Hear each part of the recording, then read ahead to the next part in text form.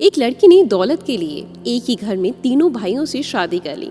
मैंने अपने बड़े बेटी की शादी अपने पति के दोस्त की बेटी से करवाई तो शादी के रात ही डाइवोर्स तक की नौबत आ गई। मैंने गुस्से में आकर अपने बड़े बेटे को घर से निकाल दिया और दूसरे बेटे की शादी उसी से करवा दी, लेकिन दूसरे बेटे ने भी शादी की रात ही उसे डाइवोर्स दे दिया। मैंने इस राज को मालूम करने के लिए तीसरे बेटे की जबरदस्ती शादी करवाई और दूल्हे की जगह खुद कमरे में चली गई तो मेरे पैरों तले जमीन निकल गई। जब तीसरे बेटे के कमरे में आते ही, मेरा नाम यशिका है, मैं उत्तराखंड में रहती हूँ और अपने पापा की इकलौती बेटी हूँ। मेरी शादी एक बहुत अच्छे खानदान में हुई। ससुराल वाले सब बहुत अच्छे थे। मेरी आदत थी कि रोज सुबह वॉक पर निकल जाती थी। मेरी सास भी मेरे साथ ही होती थी, मगर 10 मिनट बाद वो अपना रास्ता बदलकर कहीं चली जाती और 1 घंटे बाद वापस आती। अक्सर खोई खोई रहती, घर में चुपचाप रहती। मुझे लगता कि मेरी सास अंदर से बहुत दुखी है। मैं बहुत कोशिश करती वह मुझे अपने दिल का दर्द या कुछ हाल बताए, मगर ऐसा नहीं हुआ। एक अस्पताल में डॉक्टर थी। एक दिन दोपहर को अस्पताल से घर आते हुए मैंने अपनी सास को जेल के बाहर देखा। वह सड़क की दूसरी तरफ थी, इसलिए जब मैं पहुंची तो वह जेल के अंदर चली गई। मैंने गेट पे खड़े आदमी से पूछा तो वो कहने लगा, ये माँ जी अक्सर यहाँ आती हैं। मैं वहाँ बाहर ही रुक गई। आज मैं सास से बात करना और उनसे मालूम करना चाहती थी कि आखिर क्या वजह है इस सारे मामले की। 1 घंटे बाद जब मेरी सास जेल से बाहर निकली तो मुझे सामने देख घबरा गई। मैंने प्यार से कहा, मम्मी जी आप यहाँ क्यों आती हैं? किससे मिलने आती हैं? आज मुझे सब जानना है। मेरी सास कहने लगी, तुम घर चलो, मैं सब बताती हूँ। हम घर आकर कमरे में बैठ गए और मेरी सास अपनी कहानी सुनाने लगी। कहने लगी, मेरी शादी बहुत अमीर घराने में हुई। मेरे पति मुझसे बहुत प्यार करते हैं। अपने खानदान में सबसे बड़ी बहू होने के नाते सब मेरी बहुत इज्जत करते हैं और मेरा हर हुक्म मानते हैं। दूसरी वजह ये भी थी कि खानदान में सिर्फ मैं ही हूँ जिसके सिर्फ बेटे ही बेटे थे। मेरे 5 बेटे थे और मेरी कोई बेटी नहीं थी। मुझे बेटी का बहुत ख्वाहिश थी, मगर भगवान ने शायद मेरी किस्मत में बेटी नहीं लिखी। मैं तो यही चाहती थी कि मेरी पहली औलाद ही बेटी हो, मगर ये हसरत ही रह गई। 5वां बेटा अभी 2 साल का ही हुआ था कि मेरे पति के हादसे में मृत्यु हो गई। मेरे बेटों में सिर्फ 2 साल का ही फर्क था और वे सब एक साथ जवान हो रहे थे। खानदान वालों की नजरें मेरे बेटों पर जमी हुई थी। वे बहुत खूबसूरत और हैंडसम और नौजवान थे। मैंने उनकी परवरिश बहुत अच्छे से की। मुझे अपनी परवरिश पर नाज था। मेरा बड़ा बेटा जो है उसकी उम्र अभी 15 साल की थी जब मेरी ननद ने अपने ससुराल में मेरे बेटे के लिए रिश्ता लाई। वह लड़की अभी 12 साल की थी और बहुत प्यारी सी थी। मेरी ननद ने मुझसे कहा कि ये लो लड़की, और इनके घर के हालात बहुत खराब हो गए हैं। वे लोग अपनी बेटी परवरिश नहीं कर सकते, इसलिए उसे आपके पास छोड़ने आई हूँ। और मेरे पास भी इतनी गुंजाइश नहीं कि इस बच्ची को मैं रख लूँ। आपके पास कोई बेटी नहीं है तो आप इसे रख लीजिए। आज से ही आपकी बेटी हुई। आपको बेटी की ख्वाहिश भी थी ना, तो अब आप उसे बेटी बनाकर रखो। यशिका मुझे पहले से ही बहुत अच्छी लगती थी। मेरी कोई बेटी भी नहीं थी, पर मैं उसको प्यार करके अपनी हसरत पूरी कर लेती। अब तो वह मेरी बेटी ही बनकर हमारे घर आ गई। मुझे आंटी माँ बुलाती थी और मेरे आगे पीछे घूमती रहती और मैं सारे काम अपने हाथों से भाग भाग कर करती। मुझे यशिका से बहुत मोहब्बत हो गई थी। जब अचानक 2 महीने बाद उसका बाप उसे लेने आया, कहने लगा, मेरी बेटी मुझे वापस कर दो। अगर पास में रखना है तो उसके नाम कुछ प्रॉपर्टी कर दो ताकि उसका भविष्य सुरक्षित रहे। मैं यशिका का जुदाई बर्दाश्त नहीं कर सकती थी, इसलिए अपना एक प्लॉट उसके नाम कर दिया ताकि उसके बाप को तसल्ली हो जाए। प्लॉट नाम करने के बाद उसका बाप चुपचाप होकर वहाँ से चला गया। यशिका के माँ बाप भी अक्सर उससे मिलने आया करते और कभी कभार वह भी उनसे मिलने चली जाया करती।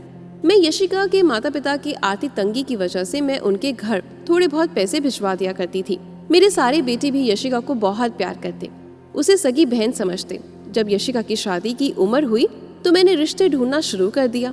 यशिका के माता पिता मेरे घर आए और कहने लगे, अगर आप यशिका से इतना ही प्यार करती हैं तो उसे हमेशा के लिए घर पे ही क्यों नहीं रख लेती। मैंने पूछा, कैसे? तो कहने लगी, आप उसकी शादी अपने बड़े बेटे से करवा दें, हम सबकी नजरों के सामने रहेगी। इस चीज के ख्याल से ही मैं चौंक गई। हाँ, मैंने तो ऐसा सोचा ही नहीं था। असल में मैंने उसे अपने बेटों की बहन समझा था। फिर उसके माँ बाप ने मुझे बहुत समझाया कि वह तुम्हारी रिश्तेदारी की या फिर तुम्हारी खुद की बेटी थोड़ी ना है, इसलिए यशिका और जॉनी की शादी में कोई हर्ज नहीं। इसलिए मैंने अपने बेटे से बात की तो वो बहुत हैरान हो गया। कहने लगा, मम्मी मैंने यशिका को हमेशा छोटी बहन की नजर से देखा है, मैं उससे शादी नहीं कर सकता। वह शादी करने के लिए मान ही नहीं रहा था, मगर मैंने उसको राजी कर लिया। बेटी की शादी यशिका से करके मैं बहुत खुश थी। मुझे ये भी था कि अगर बाहर से कोई और बहू लाऊंगी तो ना जाने कैसे निकलेगी। अच्छा है घर की बात घर में ही रहेगी। दोनों को कमरों में छोड़कर मैं अपने कमरे में जा रही थी। अभी मुझे ज्यादा देर नहीं हुई थी कि बेटे के कमरे से चीखने की आवाज आने लगी। मैं घबराकर बाहर भागी और घर में जितने भी मेहमान थे वो भी सभी बेटे के कमरे में भाग गए। दरवाजा खुला हुआ था और वह सोफे पर बैठा हुआ था, जबकि मेरी बहू कमरों के बीचों बीच रो रही थी। मैंने आगे बढ़कर उसे गले से लगा लिया और पूछा कि क्या हुआ। उसने कोई जवाब नहीं दिया। मेरा बेटा अपनी जगह से उठा और बोला, मम्मी मैंने इसे तलाक देना है। मैं उसकी ऐसी बातें सुनकर बिल्कुल हैरान रह गई। सब मेहमानों के मुंह हैरत से खुल गए कि नई नवेली दुल्हन के आते ही बीवी को तलाक देने की बात कर रहा है। मैंने भी गुस्से में आकर बेटे के मुंह पर थप्पड़ मार दिया और कहा, तुम क्या बकवास कर रहे हो, होश में तो हो। कहने लगा, मम्मी सच कह रहा हूँ, मैंने वाकई उसे तलाक देना है। मैंने अपने बेटे को फिर से थप्पड़ मारा और चिल्लाते हुए पूछा कि आखिर तुम ऐसा क्यों कह रहे हो। वह कुछ नहीं बोला तो मैंने गुस्से में आकर उसे घर से निकाल दिया और कहा कि आज से तुम मेरे लिए मर गए हो, आइंदा इस घर में दोबारा कदम मत रखना। मेरा बेटा घर से चला गया, मगर उसने मुझे वजह नहीं बताई कि उसे अपनी बीवी से तलाक क्यों चाहिए। मैंने अपनी बहू से पूछा तो कहने लगी, मुझे नहीं पता। कमरे में आते ही कहने लगी, मैं तुमसे शादी नहीं करना चाहता था, इसलिए मैं तुम्हें तलाक देना चाहता हूँ। इतना कहकर मेरी बहू फूट फूट कर रोने लगी। सारे मेहमान हम पर थू थू करने लगे। मेरे बेटे ने इतने लोगों के सामने मेरी नाक कटवा दी थी। लोग मेरी परवरिश पर सवाल उठाने लगे। मेरी बहू के माँ बाप भी वहीं थे। अपनी बेटी को दूसरे कमरे में ले गए। मैं अपने कमरे में आ गई। मुझे यकीन नहीं आ रहा था कि मेरा इतना काबिल और अच्छा बेटा ऐसा कैसे कर सकता है। मुझे इतनी शर्मिंदगी का सामना करना पड़ा। मुझे यकीन नहीं हो रहा था कि मेरा बेटा मुझे इतना शर्मिंदा भी करेगा और अपनी बीवी से इस तरह की तलाक की बातें करेगा। मुझे वजह जानने की बड़ी जिज्ञासा हो रही थी। कोई तो वजह होगी। अगले दिन मेरी समधन और समधी ने बहुत हंगामा किया और कहने लगे, अब हमारी बेटी का भविष्य खराब हो गया है, कोई तलाकशुदा लड़की से शादी क्यों करेगा।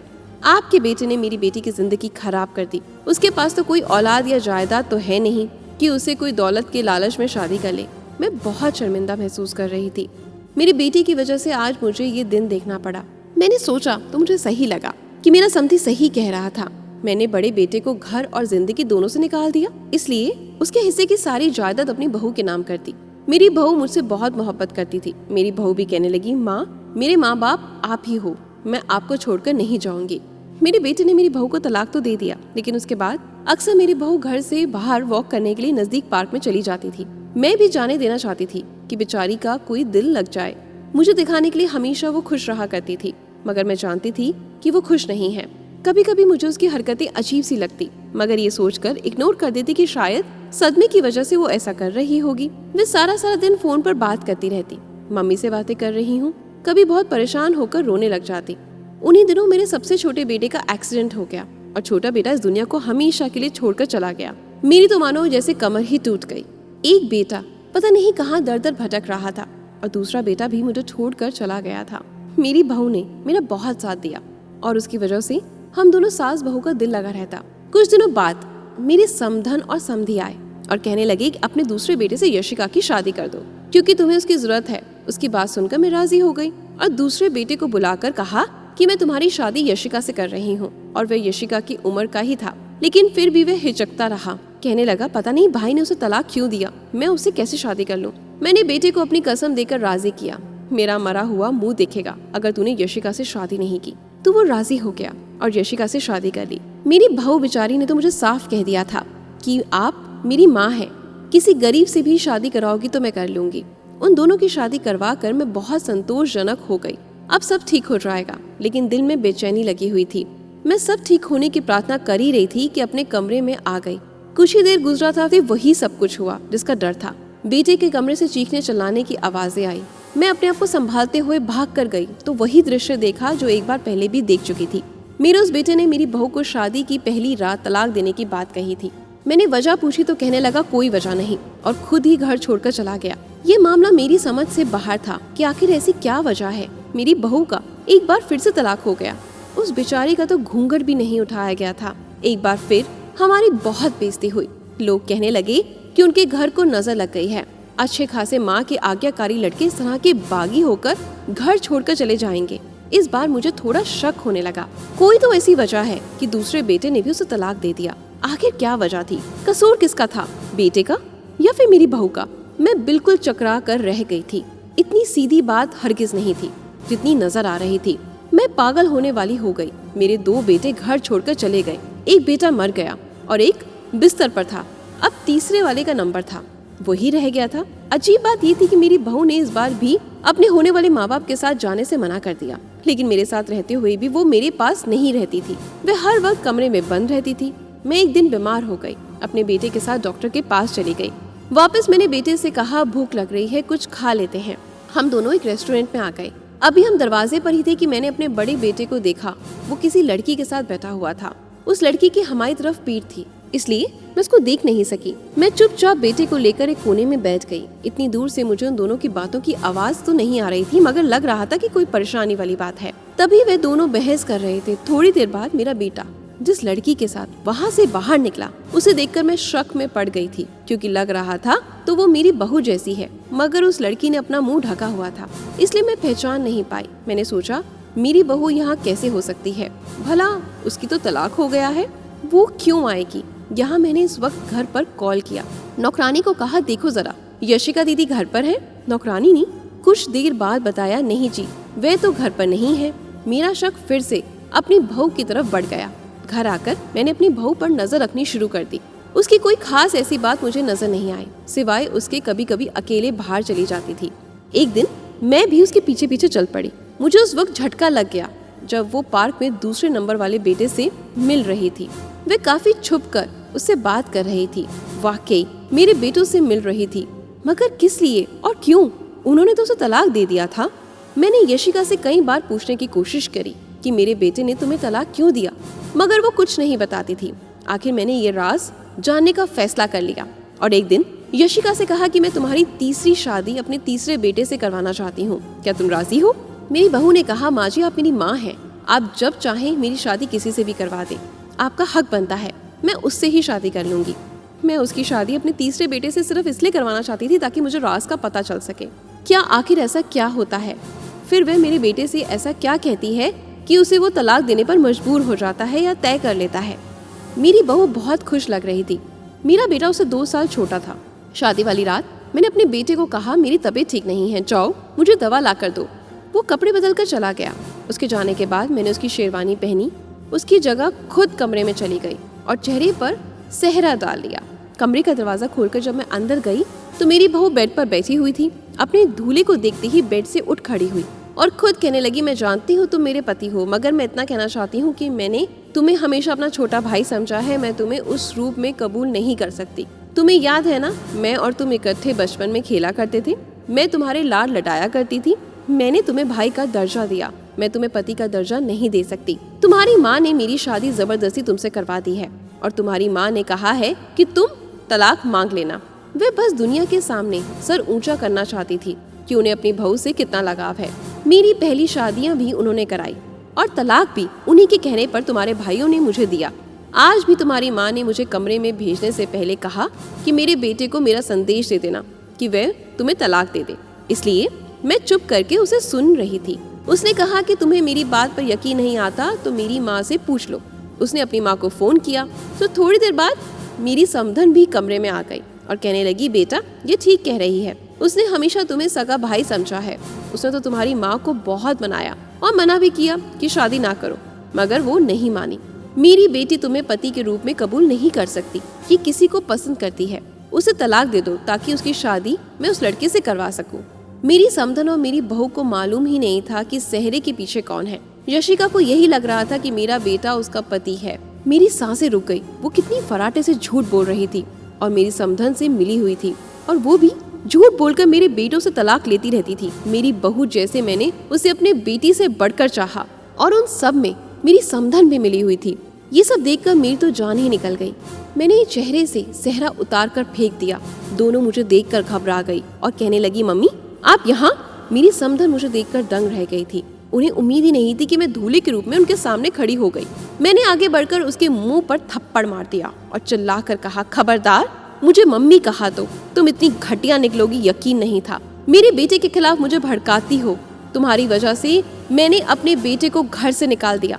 मेरी समधन आगे बढ़ी कि समधन जी मेरी बात तो सुनो, मगर मैंने उससे भी धक्का देकर पीछे कर दिया। यशिका परेशान हो गई कि मुझे सब पता चल गया है। उसने जल्दी से मेरे मुंह पर हाथ रखा, मुझे कुर्सी पर बिठाकर आंखों ही आंखों में अपनी माँ से इशारा किया और फौरन मेरे हाथ पांव एक दुपट्टे से बांध दिए और मेरे मुंह में भी कपड़ा ठूस दिया। कहने लगी, सॉरी सासू माँ, आपको ये सब पता चल गया तो मुझे आपके साथ ये सब करना पड़ रहा है। अब आप यहीं कैद रहेंगी। मैंने चिल्लाना चाहा मगर मेरी आवाज़ मेरे मुंह से अटक कर रह गई। आखिर ऐसा क्यों कर रही थी? अचानक दरवाजे पर किसी के आने की आहट हुई। मेरी एक रिश्तेदार औरत की आवाज़ आई, यशिका, सब ठीक है ना? यशिका दरवाज़ा खोलने की बजाय वहीं से कह दिया, जी हाँ, सब कुछ ठीक है, आप जाकर आराम से सो जाएं। उसने कुर्सी समेत मुझे बाथरूम में बंद कर दिया। थोड़ी ही देर बाद मेरे बेटे की आवाज़ मुझे सुनाई दी। वो मेरा बेटा पूछ रहा था कि मम्मी कहाँ है और उसने कहा कि वह अपने कमरे में होगी। मेरा बेटा यकीनन मुझे ढूंढता। मैं अंदर तड़प रही थी। मेरे साथ ऐसा भी होगा मैंने कभी ख्वाब में नहीं सोचा था। कुछ देर बाद मुझे दोबारा बाहर से आवाजें आने लगी। मेरा बेटा मुझे ढूंढने बाहर चला गया था। मैंने बहुत कोशिश करी पर मैं अपने आप को खोल नहीं सकी। उसने बहुत मजबूती से मुझे बांधा था। थोड़ी देर बाद मेरी समधन आकर मुझे वहाँ से निकाला और खींचते हुए स्टोर रूम में ले गई और ले जाकर बंद कर दिया। मैं अभी तक बेटे की शेरवानी में ही स्टोर रूम में बंद थी। मेरी हालत खराब होने लगी। मुझे उम्मीद भी नहीं थी कि मेरा बेटा मुझे ढूंढने लगेगा, मगर पूरा दिन गुजर गया और वहाँ मुझे बंद एक कैदी की तरह पूरे 2 दिन हो गए थे। और यशिका आकर दिन में सिर्फ एक बार खाना देती थी और अब भूख से मेरी जान निकल रही थी। मैंने अपने आप को आज़ाद करने की कोशिश शुरू कर दी थी, जो मैं पिछले 2 दिन से कर रही थी। शाम तक मैंने जोर लगाकर कुर्सी को काफ़ी ढीला कर लिया था और रात तक मैंने अपने आप को छुड़ा लिया। रात को जैसे ही दरवाज़ा खोलकर यशिका अंदर आई तो मैंने स्टोर रूम में रखा हुआ डंडा उठाया और उसके सर पर दे मारा और उसे बेहोश कर दिया और खुद भागते हुए स्टोर रूम से बाहर आई। मेरा बेटा बेचारा मुझे ढूंढ ढूंढ कर थक गया था। मैं चीखते हुए बेटे को आवाज़ देने लगी। मेरी आवाज़ सुनते भागकर वो मेरे पास आया, चिल्लाया। मेरी हालत बहुत बुरी थी। मैं उसे बता रही थी कि तुम्हारी बीवी यशिका ने मुझे अगवा कर लिया था और स्टोर रूम में मुझे बंद कर दिया था। मैं वहाँ बेहोश हो गई थी और होश जब आया तो मैं अस्पताल के बेड पर पड़ी थी। मेरे दोनों बड़े बेटे भी मेरे सामने खड़े थे। उन दोनों को देखकर मैं बहुत खुश हो गई और मुझे लगा कि मैं एकदम ठीक हो गई हूँ। यशिका के बारे में तो छोटे वाले बेटे ने मुझे बताया कि वो धोखेबाज लड़की इस वक्त अपने माँ बाप के साथ जेल में है। मेरे बेटे ने मुझे सारी कहानी सुनाई। मेरी समधन और समधी को शुरू से ही मेरी दौलत पर नजर थी। जब मेरे पति की मृत्यु हुई तो उन्होंने प्लान बनाया कि वो अपनी बेटी को मुझे देंगे, यशिका के जरिए मेरी दौलत पर कब्जा कर सकें। यशिका ने जब मेरे बेटे से शादी की तो शादी भी यही कहकर की कि मैं तुम्हें हमेशा अपना बड़ा भाई समझती हूँ, मैं तुम्हारे साथ ये रिश्ता नहीं निभा सकती, किसी और को पसंद करती हूँ, मुझे तलाक दे दो। उनका मकसद था कि एक एक करके मेरे बेटे को घर से निकलवा दे ताकि सारी दौलत अकेली उसके नाम हो जाए और वो अकेली मालकिन बन जाए। उसका प्लान कामयाब भी हुआ और मैंने अपने बेटों को घर से निकाल भी दिया। उसने मेरे दूसरे बेटे को भी यूं ही कहकर तलाक दिया और घर से निकलवा दिया। बाद में ये सच्ची बनने के लिए उनके खातिर उससे मिलती रहती और उन्हें कहती कि तुम्हारी माँ ने तुमको घर से, जिंदगी से, दोनों जगह से निकाल दिया, तुम लोग भी उनसे अपना रिश्ता तोड़ दो और कभी घर वापस मत आना। यहाँ तक तो मुझे फिर भी बर्दाश्त था, मगर उन लोगों ने दौलत के लालच में आकर मेरे छोटे बेटे का जानबूझकर एक्सीडेंट करवाया कि वे दोनों मर जाएं। तो भगवान की कृपा थी कि जिंदगी बच गई। उन तीनों ने मिलकर मेरे हंसते खेलते परिवार को उजाड़ डाला। मेरी बेटी कहते कहते जुबान नहीं थकती थी और वो इस तरह निकलेगी, मेरे घर को ही खा जाएगी, और ये सब उसके माँ बाप ने सिखाया। आज वे तीनों जेल में हैं। मैं कभी कभी जेल में यशिका से मिलने जाती हूँ। आखिर मैंने उसे बेटी समझकर पाला था, उसे देखने का दिल करता है तो चली जाती हूँ। वो माफ़ी मांगती है मगर मैं उसे माफ़ नहीं कर सकती। उसने मेरे बड़े बेटे को मुझसे छीन लिया जो किसी सूरत में वापस नहीं आ सकता। इतना सा बताकर मेरी सास कहने लगी, मैंने अपने तीनों बेटों की दोबारा शादी कर दी। बड़े बेटे जॉनी की तुमसे शादी कर दी। आज मेरे बेटे अपने घर में बहुत खुश है। मैं सुबह सुबह तुम्हारे साथ वॉक पर जाती हूँ तो वहाँ से रास्ता बदल लेती हूँ और अपने मरे हुए बेटे की आत्मा की शांति के लिए प्रेयर करती हूँ। मेरे दिल को बहुत सुकून मिलता है। तो कैसी लगी आपको आज की मेरी ये कहानी? अच्छी लगी हो तो वीडियो को ज़्यादा से ज़्यादा शेयर करें और अपनी कोई ज़िंदगी से जुड़ी या किसी से सुनी हुई जो कहानी है वो साझा ज़रूर करें। धन्यवाद।